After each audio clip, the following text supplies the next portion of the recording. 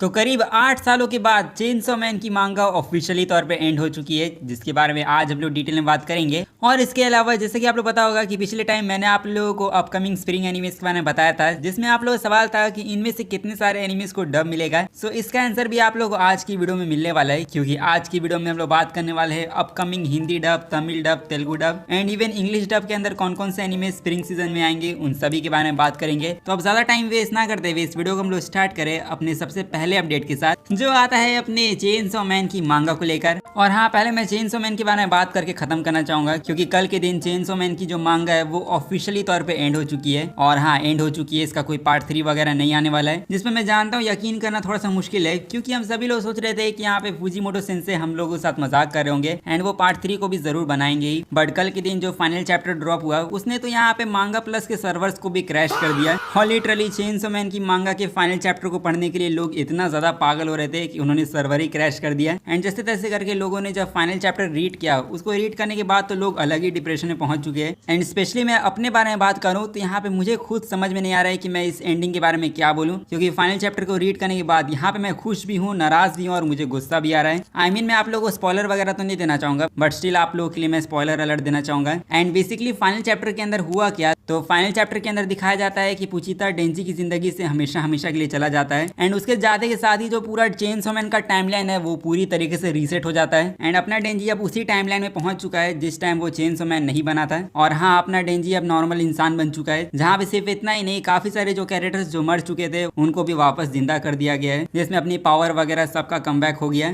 और हालांकि जिसके कमबैक का मैं इंतजार कर रहा था उसका तो कमबैक हुआ ही नहीं, जैसे आकी और रेजे। अगर ये दोनों भी आ जाते तो मैं इस एंडिंग को माफ कर देता। बट इसके बाद सबसे बड़ा सवाल ये आता है कि इस एंडिंग का एक्चुअली में मतलब क्या हुआ। मतलब यहाँ पे मैं एक चीज के लिए खुश हूँ कि डेंजी को यहाँ पे हैप्पी एंडिंग मिल गई, जिसके लिए हम लोग इतने टाइम से डिमांड कर रहे थे कि डेंजी को हैप्पी एंडिंग मिलनी चाहिए। तो फूजीमोटो सेंसे ने बोल दिया कि चलो मैं डेंजी को हैप्पी एंडिंग दे देता हूँ। बट यहाँ पे जो हैप्पी एंडिंग जिस तरीके से मिली है वो बिल्कुल सही नहीं है, क्योंकि यहाँ पे जो चेनसॉ मैन के पार्ट 1 एंड पार्ट 2 की जो स्टोरी हमें दिखाई गई उसका अब यहाँ पे कोई पॉइंट बचा नहीं है। इवन यहाँ पे जो हम लोग को विलेंस दिखाए गए थे, जैसे डेथ डेविल, वॉर डेविल, ये सारे डेविल्स का तो यहाँ पे कोई मतलब ही नहीं रहा स्टोरी में। मतलब चेनसॉ मैन के अंदर जो कुछ भी हम लोगों ने देखा वो सब पॉइंटलेस हो चुका है एंडिंग में आके। जिसपे सच कहूँ तो मुझे अंदर से ऐसी फीलिंग आई कि जो फूजीमोटो है वो यहाँ पे चेनसॉ मैन की स्टोरी को लिखते लिखते बोर हो चुके हैं। एंड इसीलिए उन्होंने सोचा कि अब इसकी मांगा को ऐसे ही एंड कर देते हैं। तो उन्होंने जैसे तैसे करके इसकी मांगा को एंड कर दिया, जिसपे इसी वजह से काफी सारे जो क्वेश्चंस थे उनका आंसर में मिला नहीं और अब ना ही कभी मिलेगा। तो इसीलिए मैं बोल रहा था कि फाइनल चैप्टर को रीड करने के बाद मेरे पास अब कोई शब्द नहीं है कि मैं इस एंडिंग को किस तरीके से एक्सप्लेन करूं, क्योंकि इस एंडिंग को देखने बाद यहाँ पे जो जुजुत्सु काइसेन की एंडिंग थी उसके लिए मेरे लिए रिस्पेक्ट थोड़ी सी बढ़ गई है। बट अब ये जो चेनसॉ मैन की एंडिंग है उसको देखकर तो यहाँ पे मुझे कुछ बोलने का मन ही नहीं कर रहा है। मैं अलग यहाँ पे डिप्रेशन में भी चला गया हूँ, शॉक भी हूँ, मेरा दिमाग ही यहाँ पे काम नहीं कर रहा है इस एंडिंग को पढ़ने के बाद। जिस पर अब मैं बस ज्यादा यही बोल सकता हूँ कि हम लोगों ने जो 8 सालों तक जिस स्टोरी को एंजॉय किया उसका एंड अब इसी तरीके से होना था।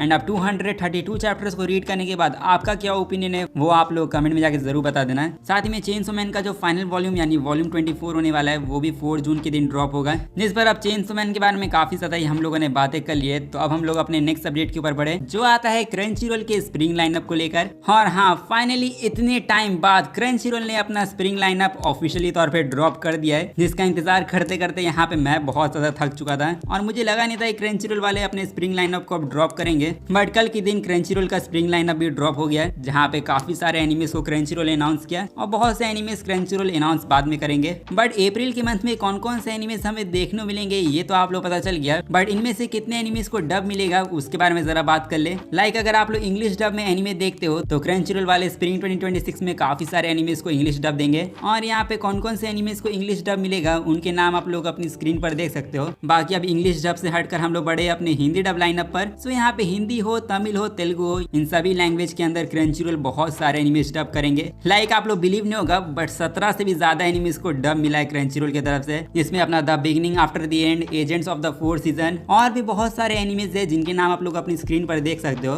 बट यहाँ पे जिस एनिमे को देखकर मैं सबसे ज्यादा सरप्राइज हुआ वो था यहाँ पे वन पीस का एल्बा ऑफ आर्क, जिसको क्रंचीरोल ने कंफर्म किया है कि one piece Elbaf arc भी आने वाला है हिंदी, तमिल एंड तेलुगु डब के साथ। जिस पे सच कहूँ तब आप लोग मुझसे इस पर अपना ओपिनियन मत पूछना, क्योंकि मेरे पास इस चीज के लिए अब कोई वर्ड्स बचे ही नहीं है। एंड क्रंचीरोल वाले कौन से नशे फूकते हैं कौन से नहीं उस पर यहाँ पे मुझे तो कोई आइडिया नहीं है, क्योंकि क्रंचीरोल लिटरली यहाँ पे 1100 एपिसोड को स्किप करके डायरेक्ट यहाँ पे वन पीस का जो लेटेस्ट आर्क है उसको डब कर रहे हैं, जो पॉइंटलेस क्या मुझे तो समझ में नहीं आ रहा है कि ये देखेगा कौन, क्योंकि पुराने ऑडियंस जो इतने टाइम से सबटाइटल या फिर इंग्लिश डब में देख रही है वो तो अपनी फेवरेट लैंग्वेज में कंटिन्यू करेंगे एंड इतने आगे से हिंदी डब देखना बेवकूफी वाला ही काम होगा। जिस पे सच कहूँ तो यार क्रंचीरोल बहुत ही वाहियात कंपनी है जो यहाँ पे बिना सोचे समझे कुछ भी डिसीजन लेती है, इसलिए मैं क्रंचीरोल को कभी भी सीरियसली नहीं लेता हूँ। बाकी सच कहूँ तो यहाँ पे सिर्फ क्रंचीरोल ही नहीं है जो सिर्फ एनिमे डब कर रहा है, क्योंकि 17 एनिमेस तो अकेले क्रंचीरोल ही डब कर रहा है। बट इसके बाद हम लोग बात करें नेटफ्लिक्स के बारे में, सो नेटफ्लिक्स भी यहाँ पे 3 एनिमेस को डब करेंगे, जिसमें यहाँ पे द रैम्पार्ट्स ऑफ आइस, फिर उसके बाद डैंडेलियन, फिर उसके बाद डेविल मे क्राई। ये जो 3 एनिमेस की मैंने आप लोग नाम बताए, इन सभी एनिमेस को नेटफ्लिक्स हिंदी डब देगा, जिसपे यहाँ पे 20 एनिमेस तो ऑलरेडी हो गए, बट इसमें एक और एनिमे आप लोग जोड़ लो जो आता है अमेज़न प्राइम की तरफ से, जिसका नाम है निप्पॉन सनगोकू। जिस एनिमे को अमेज़न प्राइम वाले हिंदी डब देंगे,